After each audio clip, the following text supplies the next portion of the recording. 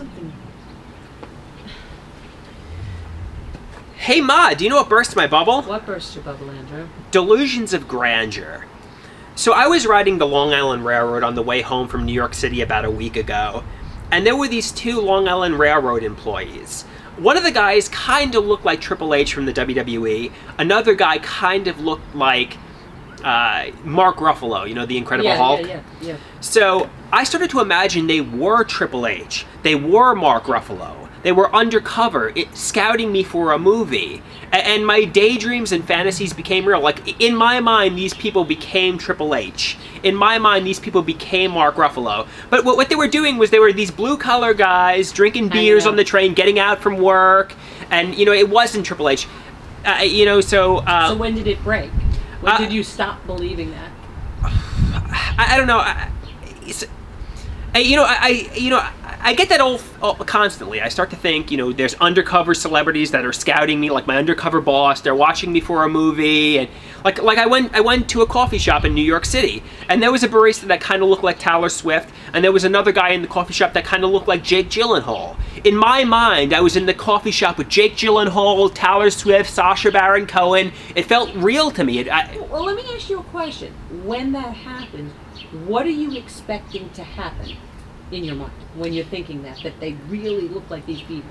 I think they're undercover scouting me for a job, and they've been following me on the internet for years, and they're observing me, and we're going to make an epic, iconic comedy movie, or like a movie about... And they would be baristas? No, they're posing as baristas because they're undercover watching me, you know, because they want to work with me, team up with me, and that's where the thought process goes. Well, it's a happy thought, it's a happy feeling, but that's not real. You want to make that happen in real time, your time. Right, and also, I've also experienced interacting with nefarious cyberbullies online, assuming they were like an ex-girlfriend or like a friend from years ago, or an undercover celebrity like Taylor Swift or Lady Gaga, you know, like Lady Gaga undercover. And when you're believing a nefarious cyberbully is your secret admirer playing a prank on you, it leaves you open to be taken advantage of. Oh yes. And that dark website or wherever these people hide, they take money from people, they steal identities. Right, I know catfishers, for example. So if you're believing... What is a catfisher? A catfisher is somebody who poses... You could pose as an attractive woman to do people out of money, but I'm going to talk about... my fantasy is I want to be rich and famous. So if I'm thinking, you know, my undercover boss is... some people, you know, want to date an attractive woman, so they'll think the woman they're interacting with is like a supermodel, and the women are like, all right, and they put the picture up. Oh, look, this is my picture, you know. Yeah, send me a gift card, and they're like, all right, can you call me over the phone, or can you text me? And obviously, you want to believe it, but the red flags are all there. So sometimes you need to just, if they don't want to talk to you over the phone...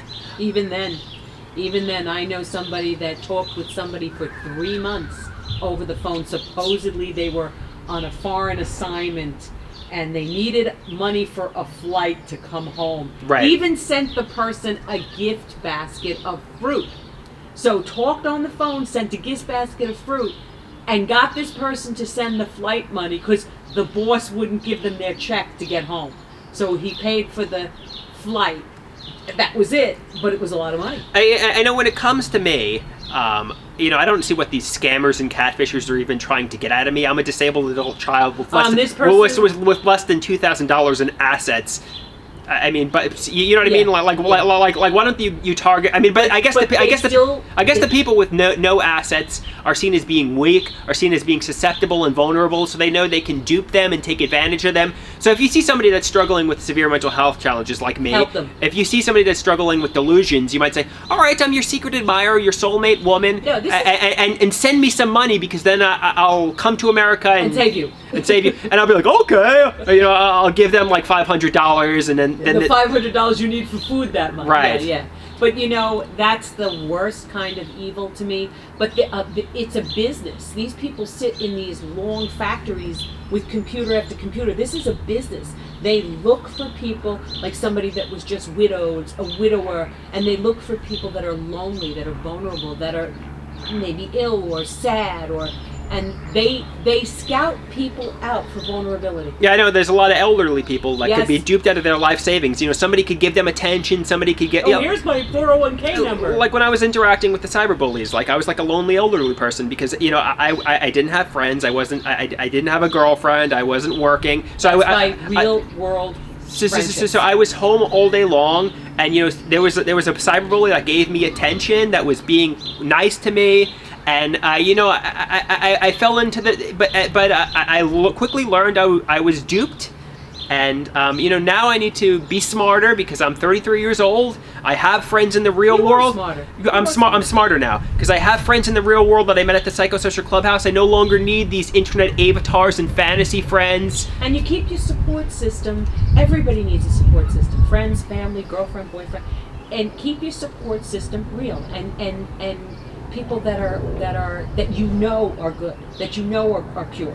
You know? Right. I mean, real people in the real world, you know, I know, you know, you're on the internet. You can pretend to be anybody you want to be. You can, like an internet. Somebody could pretend to be Lady Gaga, and you know they could dupe me into thinking they're Lady Gaga.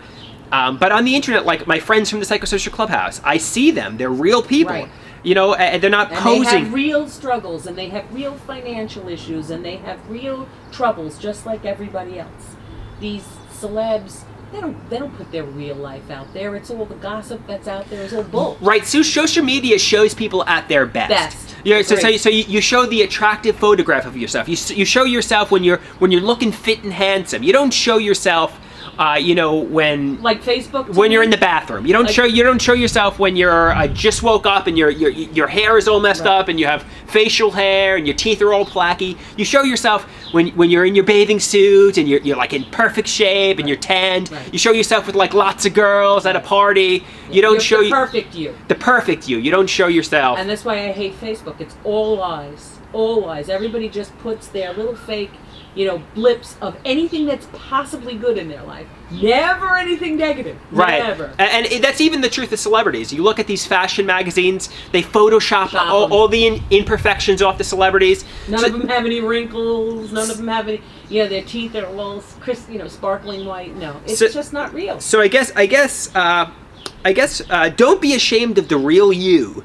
Amateur, natural people are more beautiful than fake. And that, to me, is where you find the real peace and the real joy in life, is accepting yourself for who you are, loving yourself for who you are, and enjoying life in that manner. And that is what it is.